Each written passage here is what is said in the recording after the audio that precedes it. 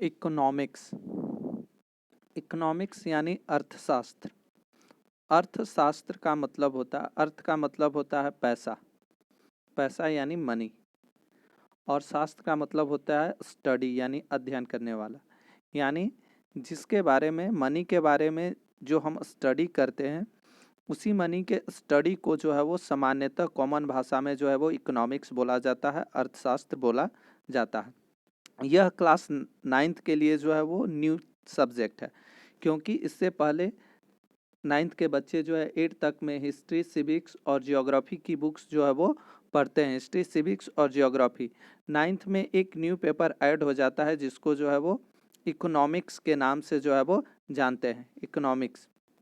इसमें जो है वो सामान्यतः इस सब्जेक्ट में जो है वो हम लोग डिस्कस करते हैं इकोनॉमिक एक्टिविटीज़ के बारे में। यानी जो भी एक्टिविटीज़ होती है, जो भी हम काम करते हैं, उन कामों को जो है वो दो हिस्सों में बांटते हैं। एक को बोलते हैं इकोनॉमिक एक्टिविटीज़ और दूसरे को बोलते हैं non economic activities. Economic activities का मतलब होता है कि any activities which is done for the purpose of earning money, यानी मनी अर्न करने के पर्पस से कोई भी काम किया जाए उसको जो है इकोनॉमिक एक्टिविटीज़ यानी आर्थिक क्रिया कहेंगे। जैसे कि कोई टीचर है, कोई डॉक्टर है, कोई लॉयर है, ये सारे लोग जो है वो कुछ ना कुछ अर्निंग के पर्पस से ही जो है वो काम कर रहे हैं। इसीलिए जो है इकोनॉमिक्स के टर्म में इस तरह की एक्टिविटीज़ को, चाहे वो टीचर हो, लॉयर हो, डॉक्टर हो, इंजीनियर हो, इसे जो है वो हम इकोनॉमिक एक्टिविटीज़ कहेंगे। नेक्स्ट जो आता है वो नॉन इकोनॉमिक एक्टिविटीज़, यानी ऐसी एक्टिविटीज़ जो अर्निंग के पर्पस से ना किया गया हो। जैसे कि मान लीजिए लव, अफेक्शंस, पैट्रियोटिक, ये सारे ऐसी एक्टिविटीज़ हैं जो इनकम के पर्पस से या मनी के पर्पस से नहीं किए जाते हैं। जैसे कि एग्जांपल के तौर पर आप ले सकते हैं कि कोई माँ जो है अपने बच्चे को जो है वो दूध पिलाती है, उसके लिए खाना बनाती है, उसके कपड़े साफ करती है, तो उसके बदले वो उस बच्चे से पैसे नहीं लेती है। जैसे कि हम देश के अच्छे नागरिक बनते हैं, देश की सेवा करना चाहते हैं, उसके लिए जो है वो देशभक्ति जो मन में बैठी हुई है, उसके लिए हम जो है वो कोई पैसा किसी से नहीं लेते हैं, नो मनी।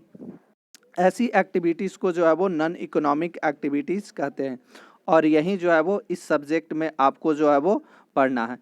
इकोनॉमिक एक्टिविटीज़ के अंतर्गत पढ़ने के दौरान जो है वो इसमें जो सबसे पहले चीज़ जानने वाली चीज़ है, जो पहला चैप्टर है, यह चैप्टर है आपका the story of village Palampur.